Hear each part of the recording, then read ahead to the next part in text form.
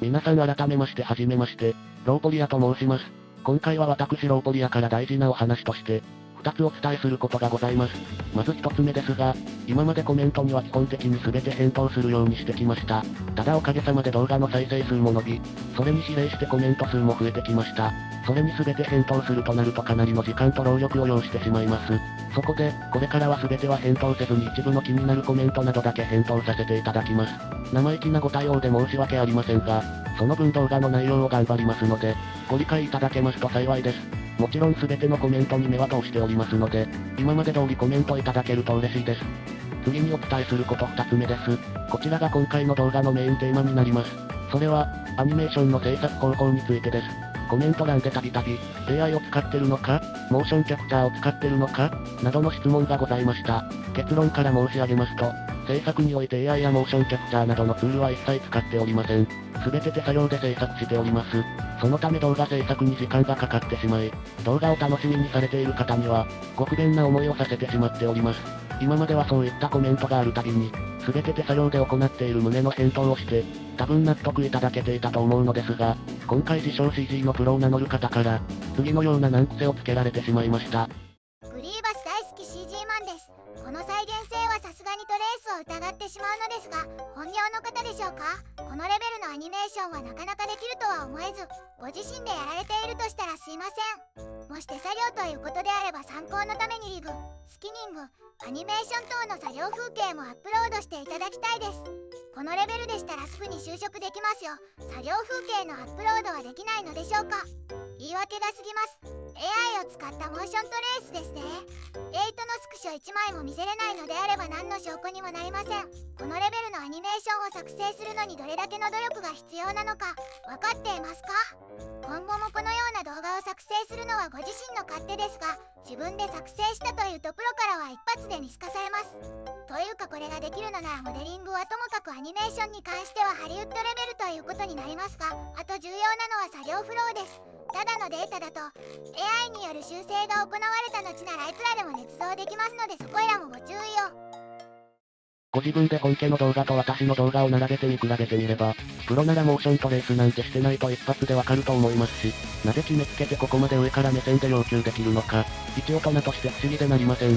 あとプロなら自分の制作動画の秘宝など公開したくない気持ちもわかると思うのですが、とまあこんな感じで、非常に悲しい思いをしたので、今後同じような思いをしないためにも、制作した動画のデータを公開、解説することといたしました。私の本心を申し上げますと、このような動画は需要があまりないと思いますし、YouTube のチャンネルコンセプトが崩れて、アルゴリズムが悪い方向に働く可能性を考えると、あまりアップしたくありませんでした。また、私はほとんど独学でここまで来ましたので、人に教えられるようなことは一切なく、逆に業界の人から見たら意味わからないことをやってたり、それで馬鹿にされるかもという恐怖もありました。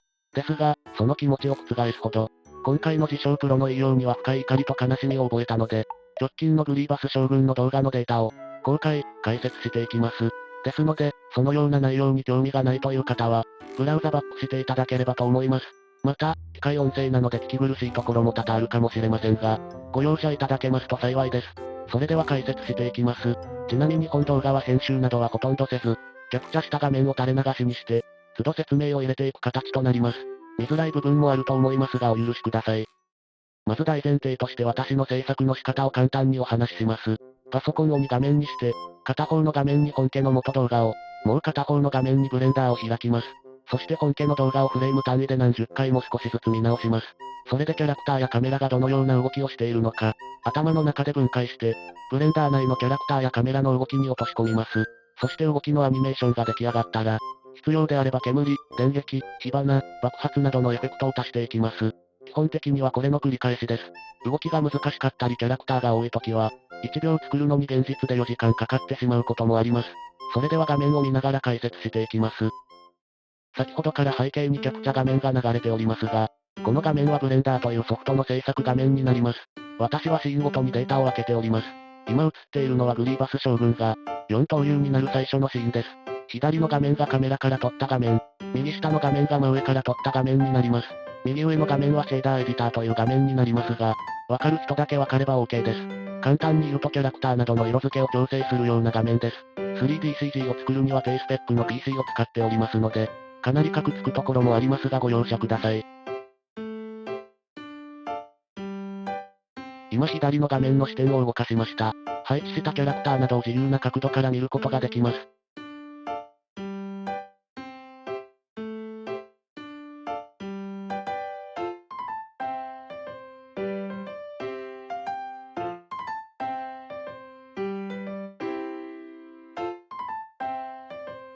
一旦外がどうなっているのかをお見せします。このシーン1の時点では建物の外はただ空が広がっているだけです。建物の天井の真ん中が何もありませんが、これは右下の画面で真上から見る際に、屋根が邪魔しないように表示にしているだけです。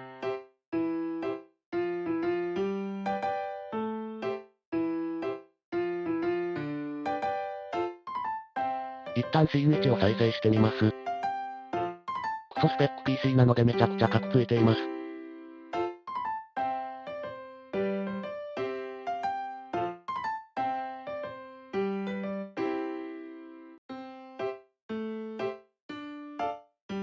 あまりにもカクつくので画面表示をレンダーモードからソリッドモードに変更しました。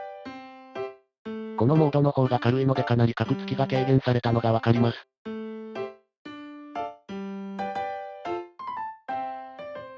それでは次にリグというキャラクターの骨を見ていきます。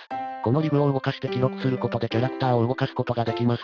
今三角形の骨のようなものが表示されていますがこれがリグです。ただこの三角形についてはインバースキネマティクスという機能を使って、普段自動で動かしており、基本表示にすることが多いです。そして今オレンジになっているのもリグです。三角形の骨の形をしていないのは、表示方法を設定で変更しているからです。直感的にどこのリグなのかわかりやすいように、それぞれの V っぽい形で表示させています。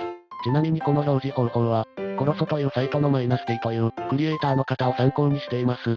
今頭のリグを選択しました。下の画面を見てもらうといっぱい点があると思います。この点をキーフレームといい、簡単に言うと動きを記録しているデータです。基本的には位置と回転のデータを記録しています。つまりこの点の数だけ手作業でキーフレームを打っているということです。今は腰を見ています。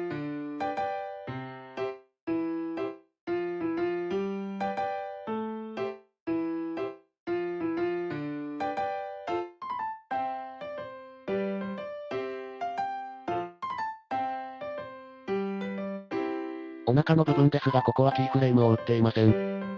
その上の肺の形をした胸の部分も打っていません。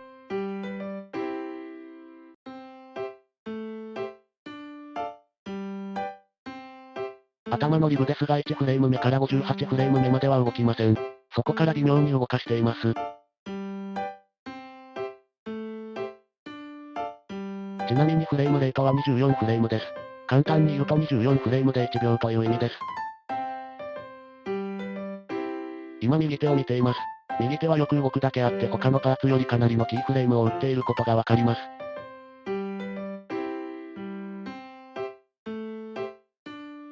左手も同じです。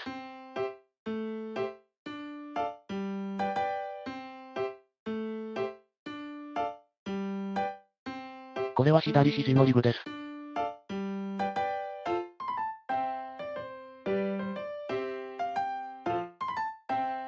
これは右肘です。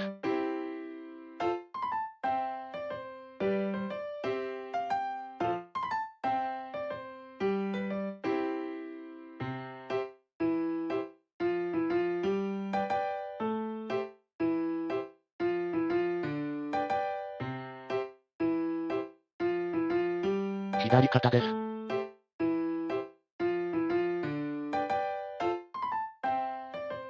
再生するとわかりますが腕が分裂する前に肩がもぞもぞ動いています。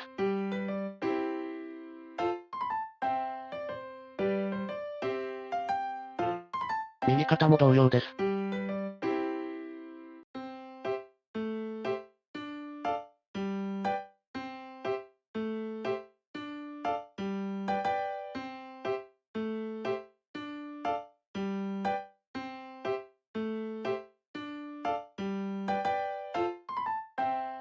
今これは先ほどの右手とは別の分裂する右手を見ています。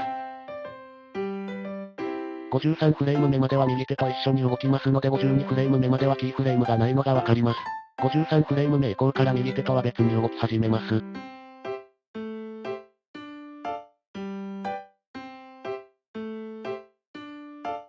分裂する左手も同様です。49フレーム目から左手と別々に動き始めます。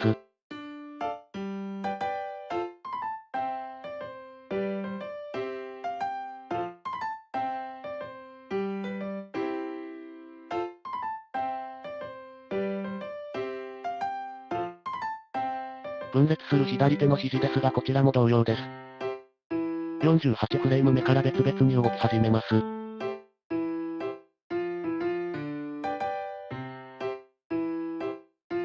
分裂する右肘です。こちらも同様に54フレーム目から別々に動き始めます。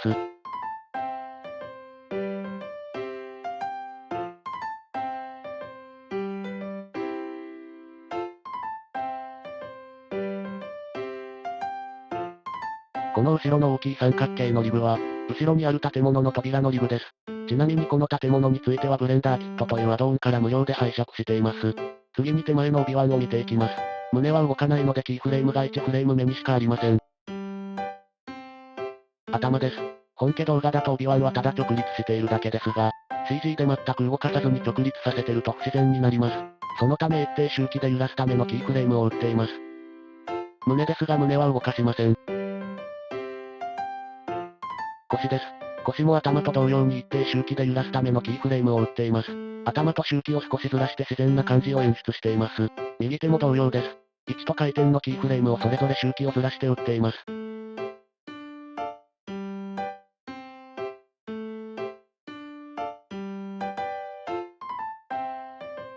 グリーバスの表情のキーフレームを確認していますが、終始無表情だったのでキーフレーム打ってませんでした。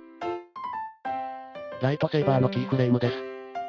101から107フレームにかけてブレードが伸びるようにキーフレームを打っています。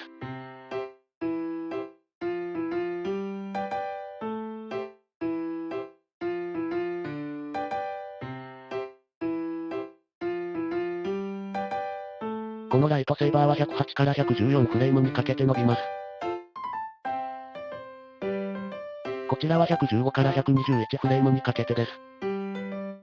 最後にこれは122から128フレームです。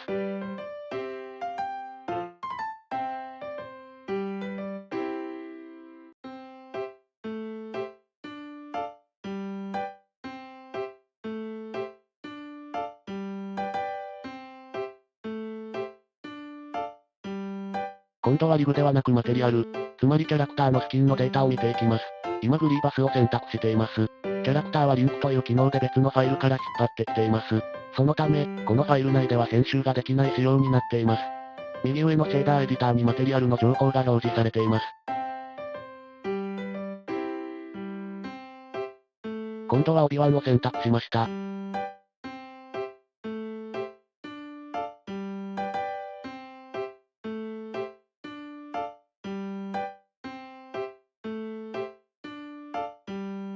シェーダーエディターからイメージエディターに切り替えました。これが帯ワンのスキンのデータです。こうやってパーツごとに色をつけています。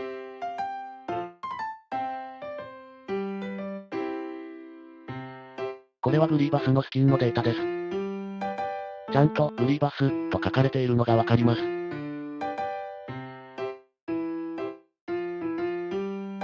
これで一通りシーン1のデータを簡単にですがお見せした形になります。キャラクターやライトセーバーのデータについては後ほど別個にお見せいたします。それではシーン2へと移りたいと思います。こちらがグリーバスの4刀流を確認した帯ワンがニヤッと笑うシーン2です。シーン1と同じように左がカメラ画面、右下が真上からの画面、右上がシェーダーエディター画面になっています。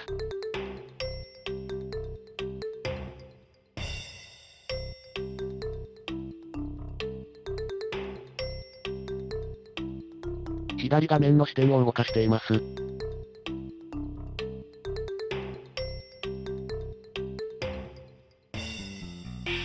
アニメーションを再生します。次にリブを見ていきます。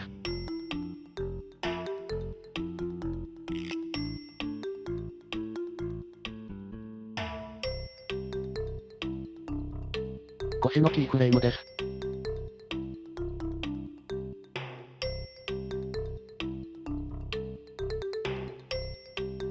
胸ですがキーフレームは最初以外打っていません。サイド腰です。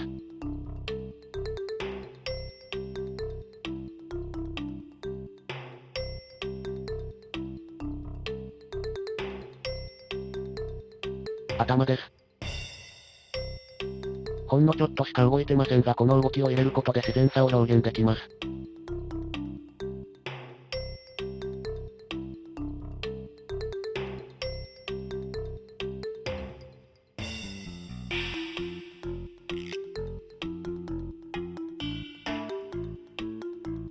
表情のリグを見ていきます。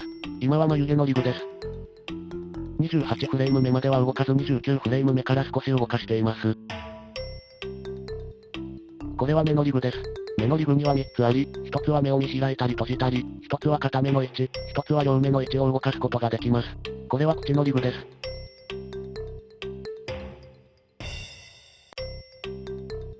動きがわかりやすいようにアップにします。少しにやけたのがわかると思います。そしてまた元に戻ります。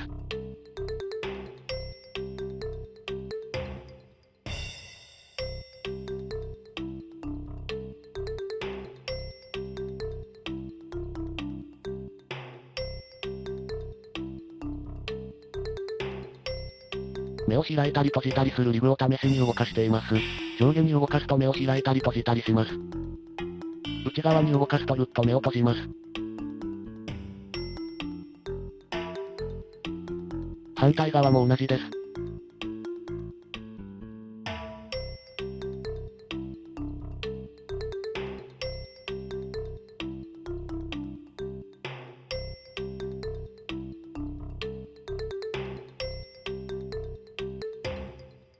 眉毛も試しに動かしてみます。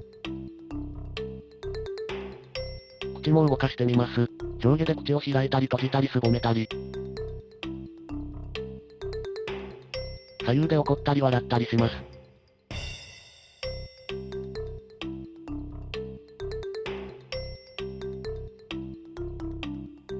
以上でシーン2のざっくりとした説明を終わります。次はシーン3です。シーン3に変わりました。このシーンはオビワンが有名な構えのポーズを取るシーンです。まず再生してみます。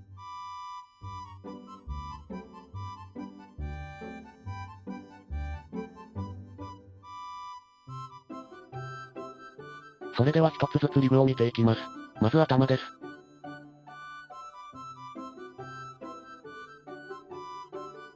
胸ですが胸は動きません。左手です。右手です。ちなみにライトセーバーはボーンコンストレイントという制御のチャイルドオブという機能を使って持たせています。右肘です。腰です。左肘は動かしません。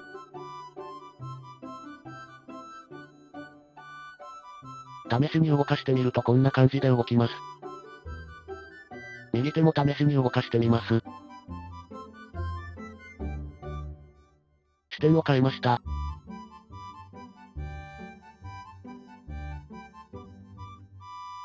表情のキーフレームを確認します。これは両目を動かすリグです。1から11フレームにかけて目線を正面から向かって右に少し動かしています。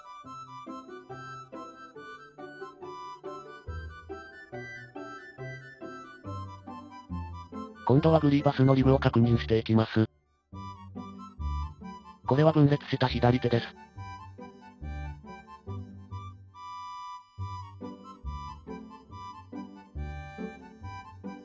全く動かさないと不自然なので少しだけ揺らしています。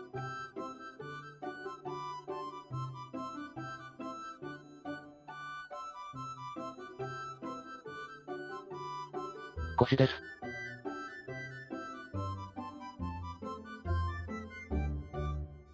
左手です。これも動かさないと不自然なので揺らしています。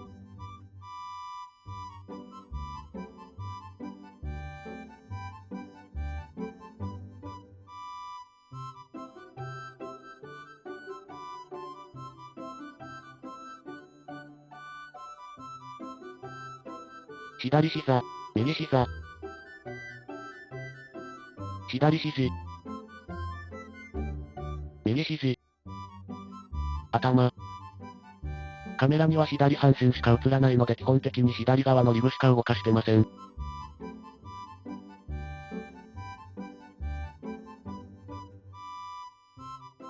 シーン1と2では忘れましたがカメラのキーフレームも確認します。このようにカメラの位置や角度もリグと同じように動かすことができます。以上でシーン3の説明を終わります。次はシーン4です。シーン4はグリーバスがしゃがんで歩き出すシーンです。最初にカメラのキーフレームをお見せします。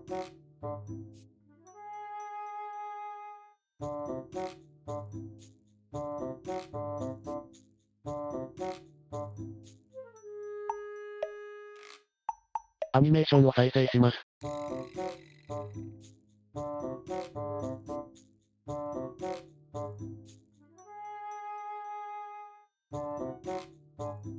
相変わらずカクつくのでソリッドモードに切り替えます。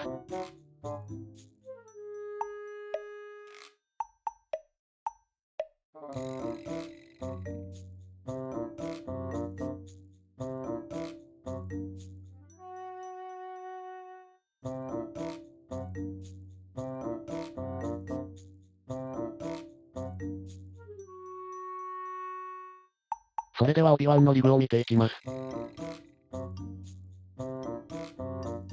と思いましたが、このシーンではオビワンを動かしてはいませんでした。グリーバスを確認していきます。腰。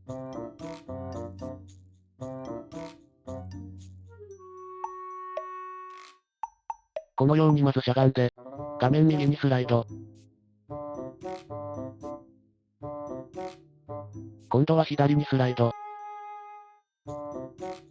少し静止して若干しゃがみ。前方へ動き出します。右足を持ち上げるとき右にスライドさせ、右足を踏み出すときに左にスライド。次は頭。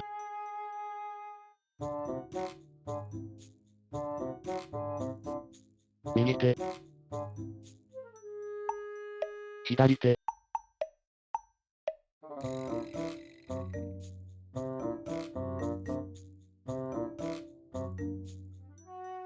52フレーム目から回転を始めます。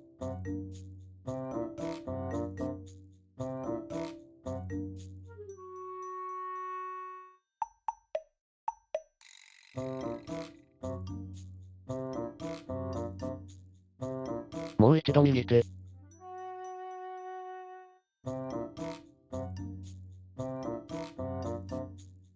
右手は63フレーム目から回転を始めます。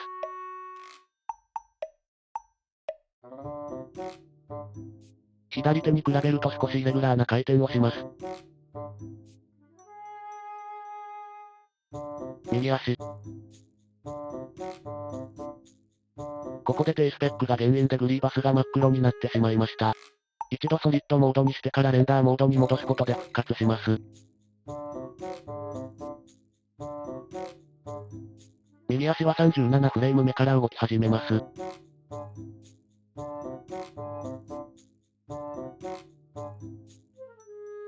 個人的にこの右足を上げた体勢がキモ可愛くて好きです。左足。左膝。右膝。試しに動かすとこんな感じで向きが変わります。分裂した左手。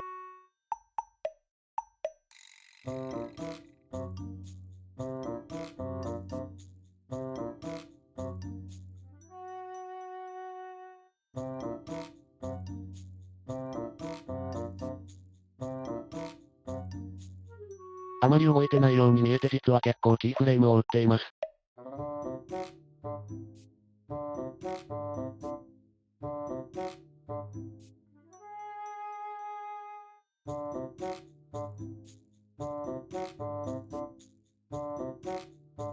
もうお気づきの方もいらっしゃるとは思いますが、シーン4から背景に岩と飛行機を追加しています。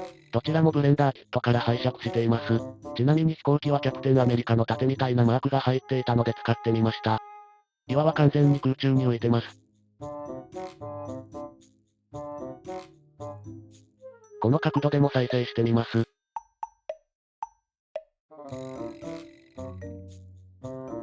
今オレンジになっているのがカメラです。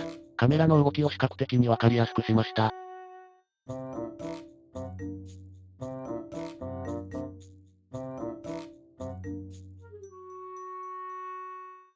こんな感じでシーン4を終わりにしたいと思います。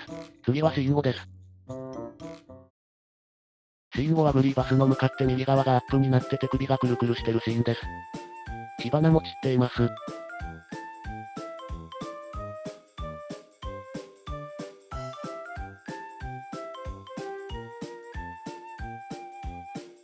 頭からリブを見ていきます。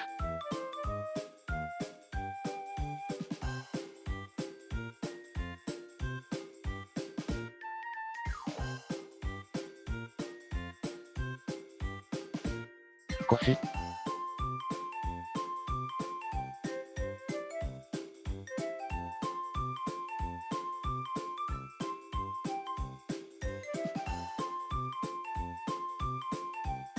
胸。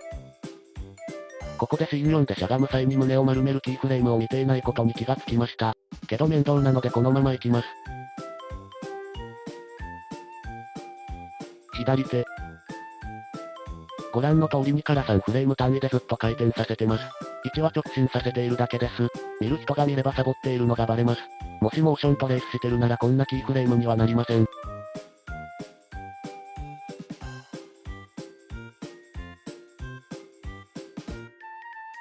次に火花を見ていきます。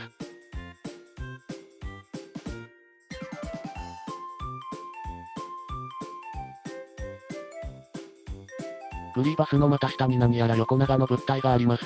実はこの物体からパーティクルという機能を使って火花を発射させています。物体は一つに見えますが実際は二つ重なっていて、それぞれ違うタイミングで火花を散らす設定になっています。おそらくプロの方ならここら辺をもっとスマートに設定できるんだと思います。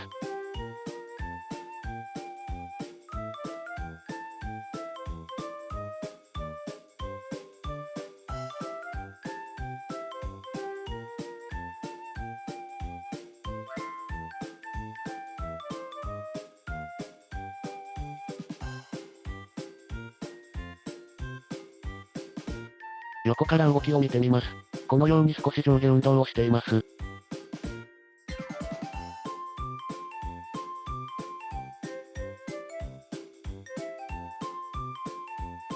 以上でシーン5の説明を終わります。次はシーン6です。シーン6はグリーバスの足元がアップになり、2本のライトセーバーをぐるぐる回しながら、地面をえぐって進むシーンです。ひとまず再生してみます。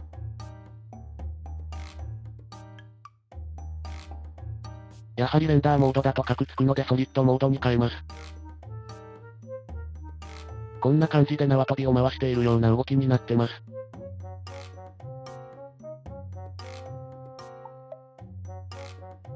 視点を変えて引いた絵で見てみます。分裂した腕はカメラ内に映らないので動かしてないのがわかります。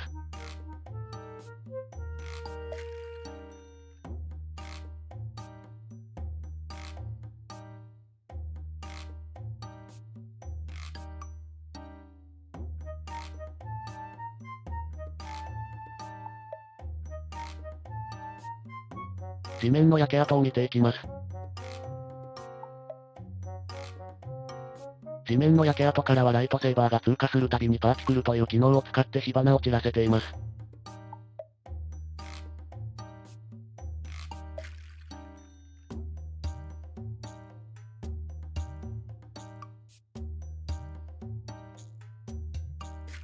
画面下を見ると1フレーム目と36フレーム目にキーフレームが打たれているのがわかります。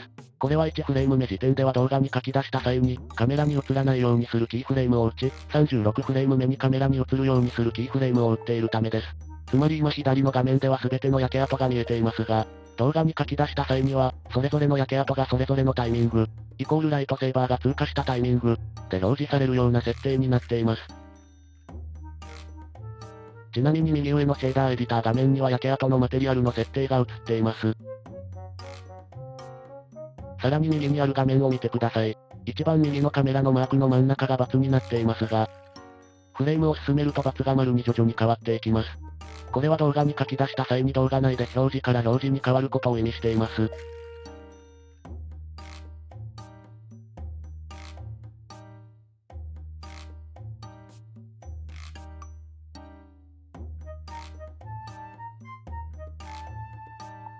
次にグリーバスのリグを見ます。左手です。このように比較的規則的に回転させています。腰です。腰はご覧の通り最初と最後のキーフレームだけ打って直進させているだけです。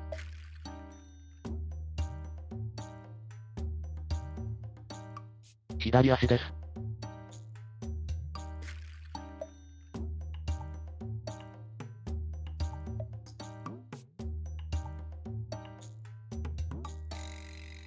ここで注目してほしいのがかかとのリブです。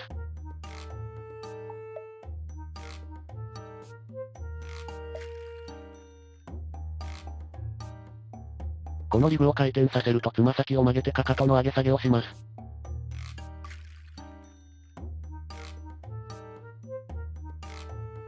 左足を回転させてもつま先の形は固定されたまま回転してしまいます。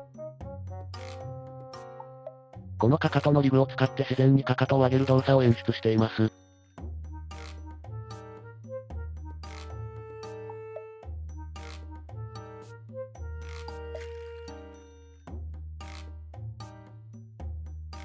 横から見るとわかりやすいです。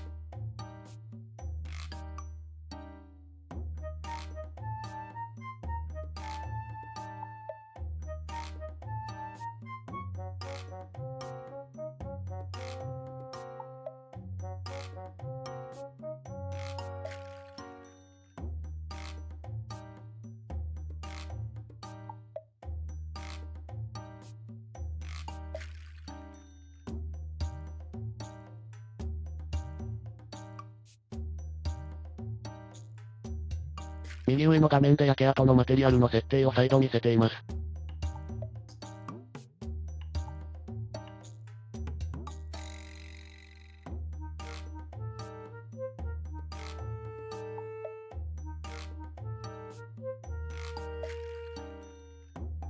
ちなみに火花として飛び出しているものですが、この建物の外に置いてある弾です。以上でシーン6の説明を終わります。次はシーン7です。シーン7は迫ってくるグリーバスに対して、オビワンが交代しながらふらつくシーンです。まずは再生してみます。月の画面なのでわかると思いますが、足は全く動いていません。腰のリブを確認します。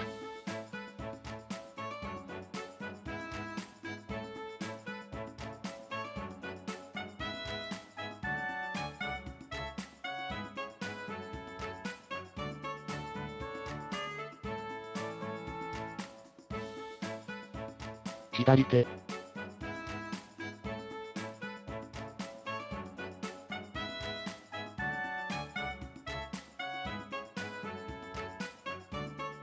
右手。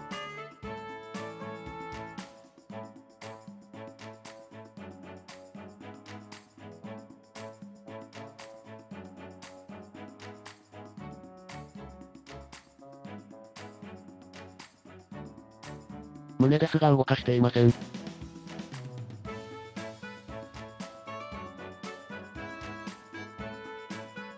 頭。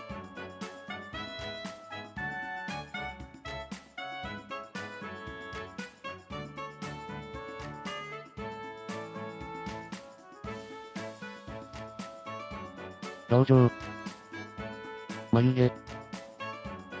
1から4フレームにかけて垂れ眉になります。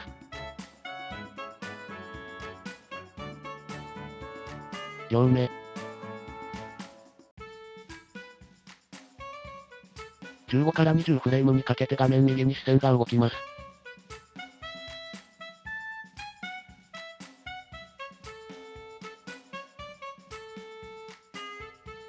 口。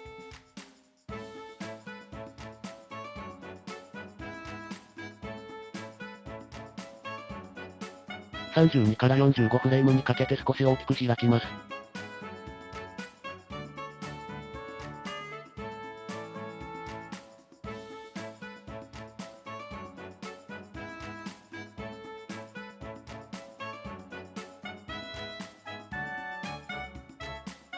足が動かないので変なポーズになってます。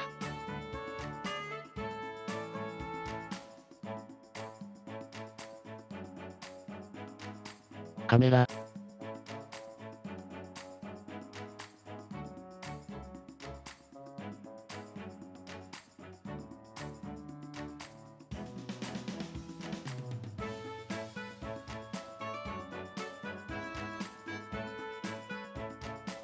あと気づいている方もいるかもしれませんが、建物を斜めに配置しています。最初はまっすぐにしていたのですが、背景の違和感がすごかったので斜めに調整して違和感を消しました。以上でシーン7の説明を終わります。次はシーン8です。シーン8はグリーバスが正面に迫ってくる動画最後のシーンです。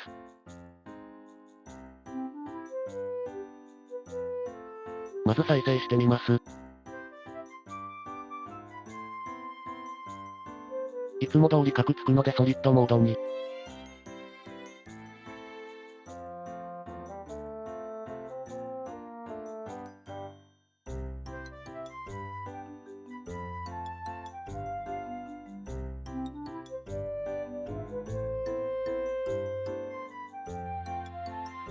腰のリブから確認していきます。右下の真上からの画面に注目してください。真上から見るとただ上方向に等速直線運動をしているように見えます。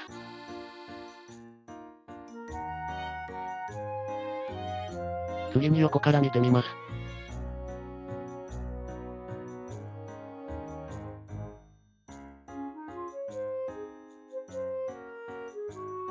このように踏み込みに合わせて上下運動しているのがわかります。この動きを入れたおかげでキモさが増してると思います。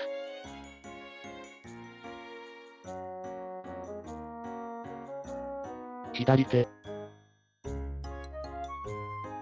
キーフレームがいっぱい打たれていますが、これは回転のキーフレームです。1のキーフレームは最初と最後にだけ打って直進させているだけです。面倒だったのでサボりました。右手も同様にサボってます。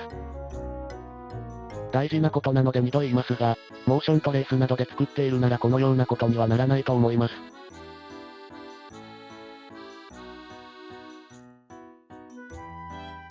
分裂した右手。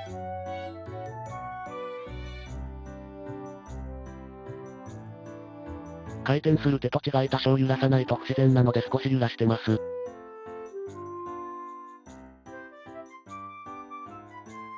分裂した左手。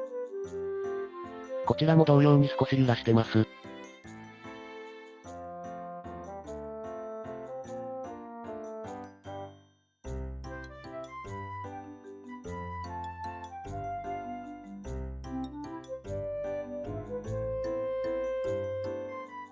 ここでまたグリーバスが真っ黒になっちゃいました。戻します。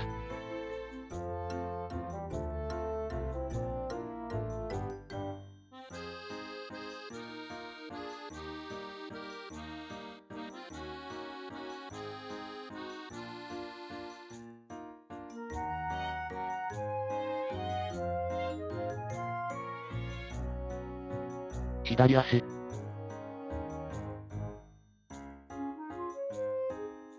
このシーンでは足先まで映らないのでかかとのリブは活用していません。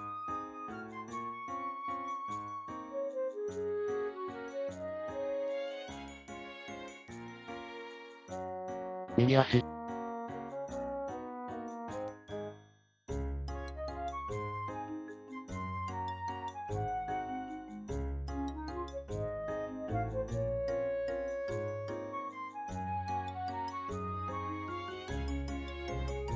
気になっている方もいたと思いますが、グリーバスの両サイドの半球は火花噴出機です。パーティクルをたくさん作成して何度も噴出するように設定しています。シーン後よりパーティクルの設定の仕方が進歩しています。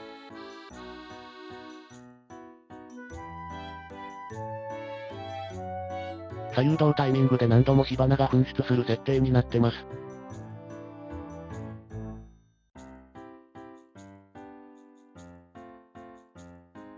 左膝。右膝。左膝。左肘。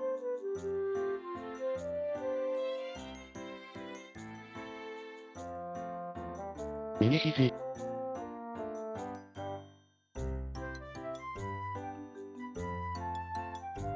ちなみにこの間オビワンはフリーズして待っています。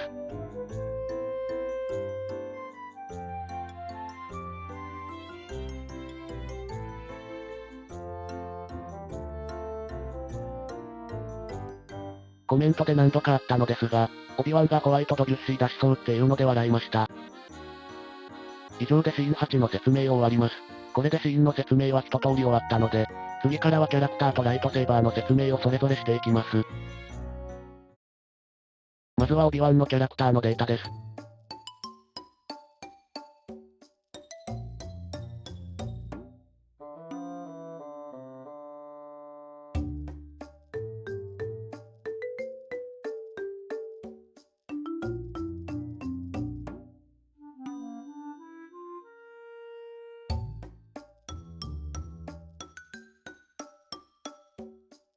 ちなみにヒゲは後付けとなってます。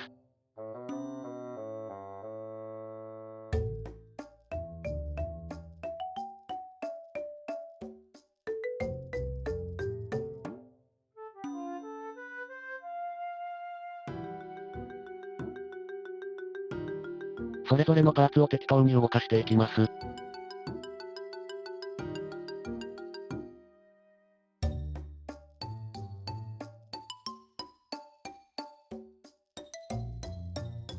先ほどシーンの中では一度も説明しませんでしたが、このように指を曲げることもできます。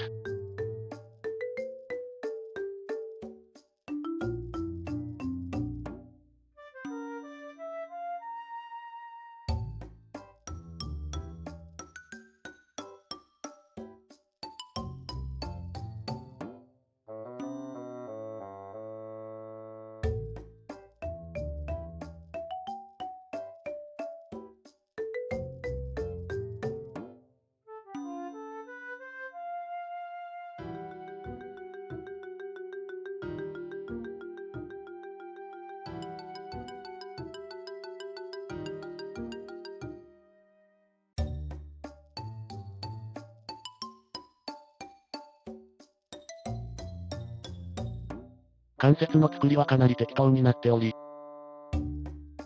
体勢によってはこのように足首が潰れます。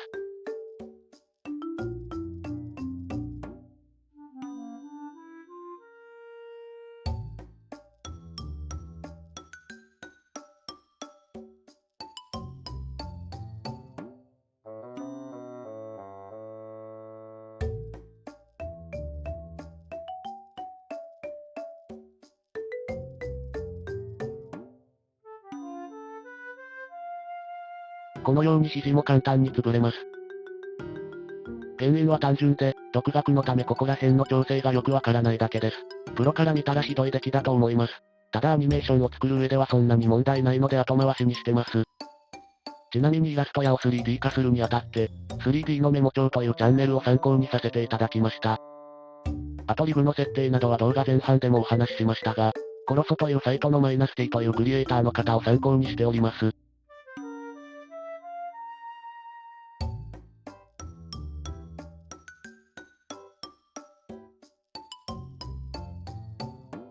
表情のデータを見ていきます。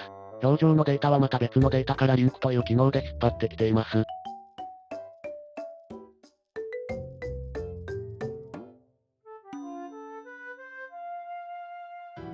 表情はシェイプキーという項目にドライバーを設定してリグで変形できるようにしています。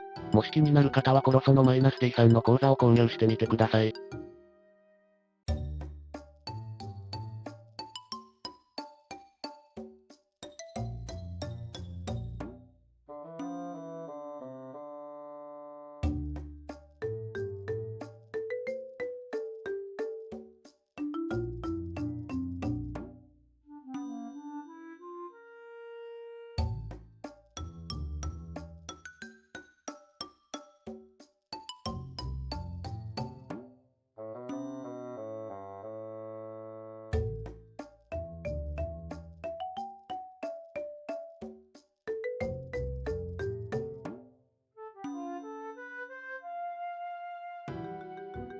シェイプキーを見せたいのですがどこにあるか迷っています。見つけました。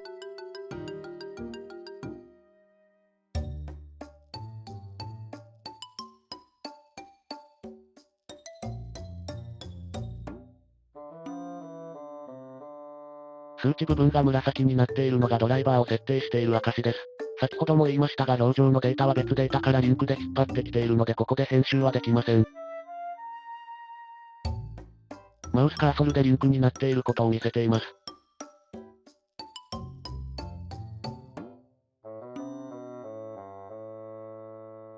左上はオビワンのマテリアルのデータです。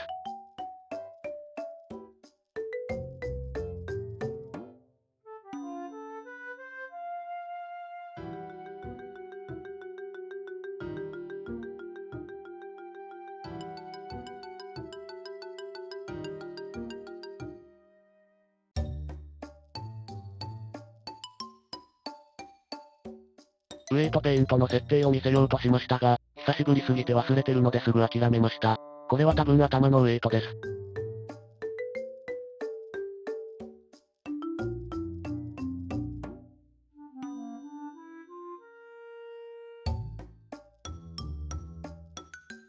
もう一度見せようとしますがすぐ諦めます。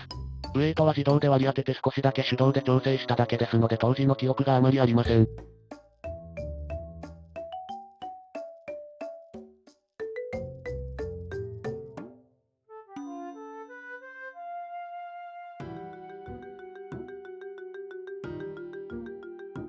このスーツやネクタイは自分でペイントしました。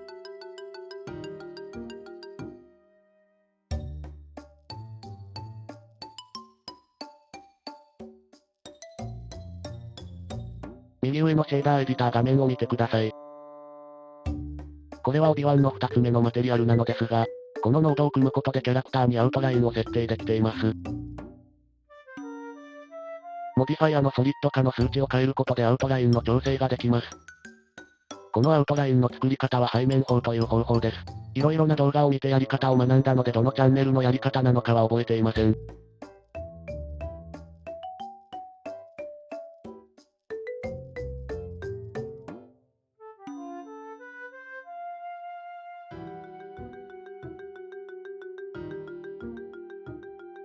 これでオビワンのキャラ説明を終わります。次はグリーバスです。グリーバスは腕が4本になるところの設定方法をメインに説明していきます。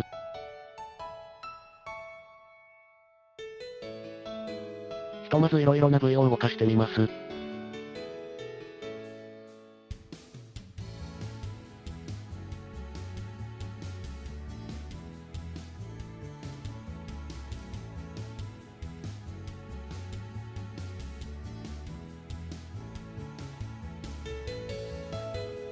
今左手を動かしていますが、実はもう一本腕が重なっています。これが重なっている腕です。肘も重なっていました。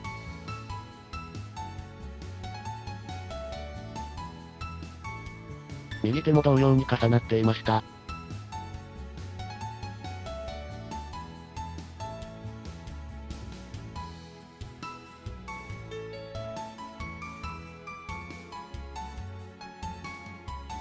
今右手を動かしてわかると思いますが、分裂した右手も同じような挙動で動きます。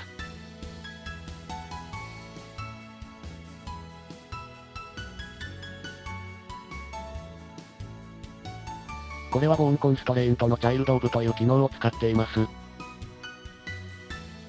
このチャイルドオブの数値を0にしてみます。すると本来の右手と分裂した右手の親子関係がなくなり、同じ挙動を取らなくなります。また親子関係を1にして復活させます。するとこのように同じ動きをします。この親子関係にもキーフレームが打てますので、シーン1ではこの機能を使って、途中までは同じ挙動、途中から親子関係を解消し別の挙動、という動きを実現しました。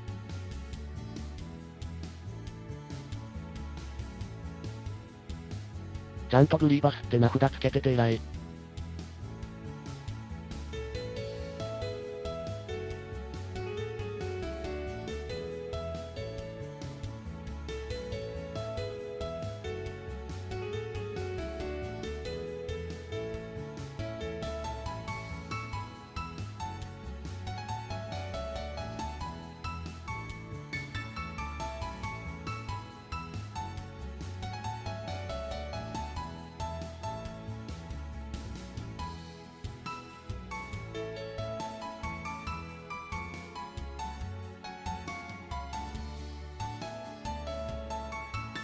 表情も変化させてみます。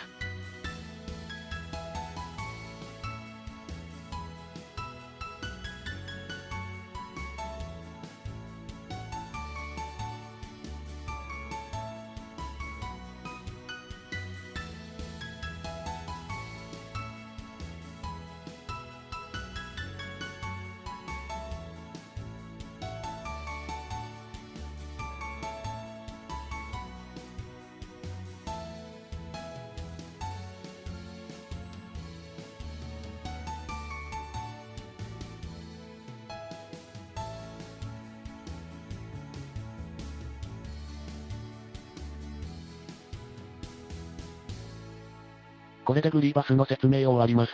次は表情のデータを見ます。表情のデータですので顔のパーツだけです。それぞれ動かしていきます。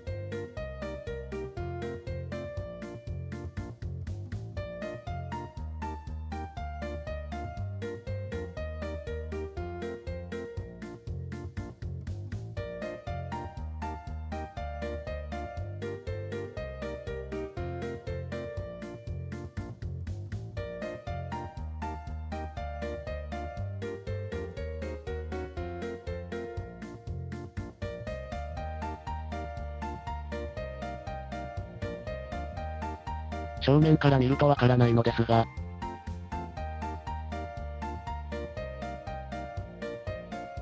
このように目をつぶるアクションでは白目部分が頭の中に埋もれるようにしています。そうしないと目をつぶっても白目が見えてしまうからです。ここら辺の仕組みは自分で考えました。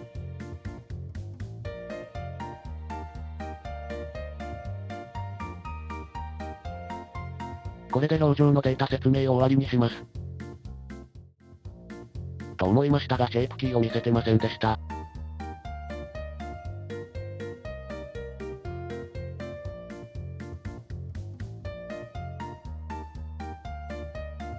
画面右を見てもらうとシェイプキーがいっぱいあるのがわかると思います。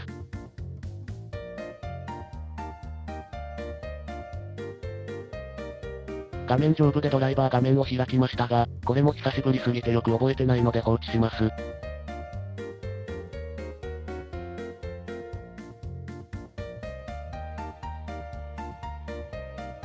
こんな感じでそれぞれのシェイプキーがどんな変形をするのかを順々に見せています。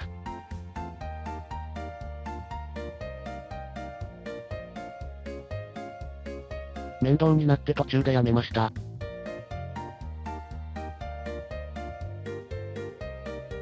以上で本当に表情の説明を終わります。次はオビワンのライトセーバーです。オビワンのライトセーバーのデータです。画面右側がメイン画面になっちゃってますがそのまま行きます。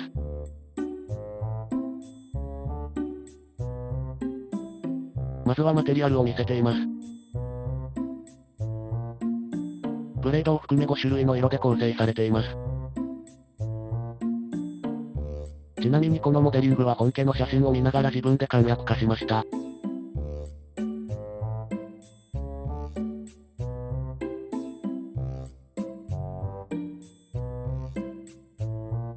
この円錐部分でブレードの伸縮が可能です。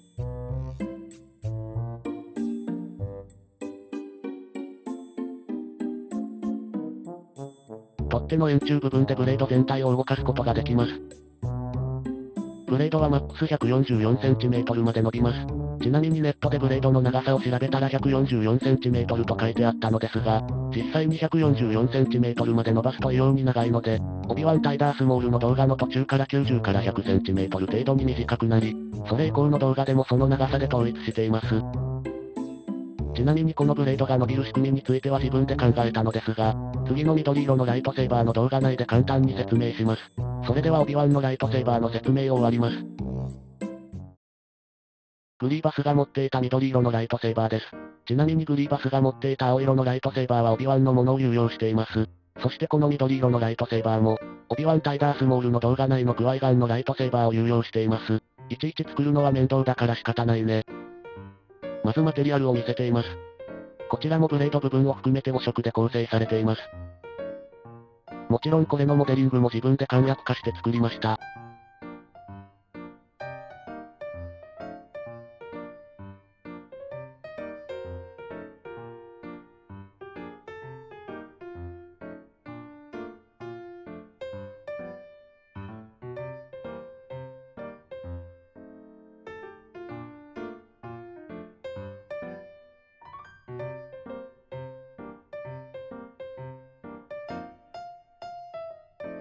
さて、このブレードが伸びる仕組みについてですが、ソリッドモードで伸ばした状態で選択するとわかると思います。このように短いブレードがいくつも連なっています。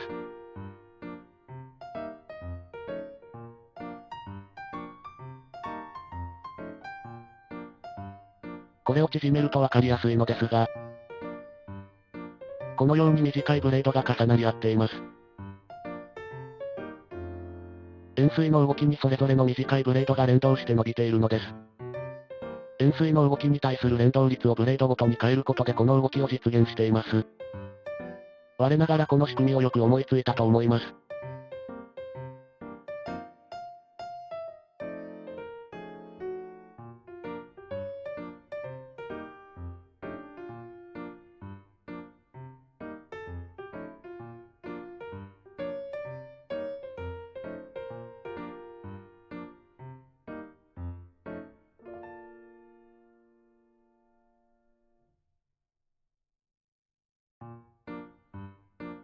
試しにキーフレームを打ってブレードが伸びるアニメーションを作ってみます。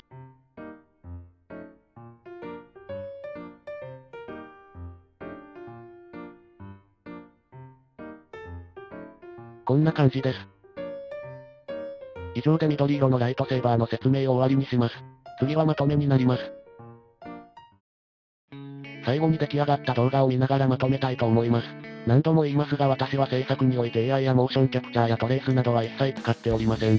今回の動画では制作風景の画面をお見せすることはできていませんが、制作したデータの大部分をお見せしました。もし私が AI やモーショントレース等を使っていたらここまでデータをお見せすることは難しいはずだと思いますが、おそらく自称プロの方は AI でいくらでも捏造が可能だと言って難癖をつけてくると思います。そのため、次回作品については作業風景をキャプチャした動画もアップするつもりです。もし興味がありましたら見ていただけると幸いです。また万が一今回の動画が好評の場合は、過去作品についても今回の動画のような説明動画を作るかもしれません。今回の動画は急ピッチで制作したため、台本も一切用意できず、画面キャプチャも一発撮りでした。そのためもっと見せるべきところが見せられていなかったり、用語の使い方なども間違えている可能性が大いにあります。そこら辺は何卒ご容赦ください。さて、最後に応援してくれる皆様に感謝の言葉を伝えて締めたいと思います。未だ収益化もできておらず心が折れかけたこともありましたが、皆様の温かいコメントが心の支えになり今日まで頑張ってこれました。本当にありがとうございます。皆様の期待に応えられるように日々精進してスキルアップをし、より高クオリティの動画をお見せできるように頑張りますので、今後とも動画を見ていただけますと幸いです。それではここまでご視聴いただきありがとうございました。気も可愛いグリーバスの動きを見ながらさよならです。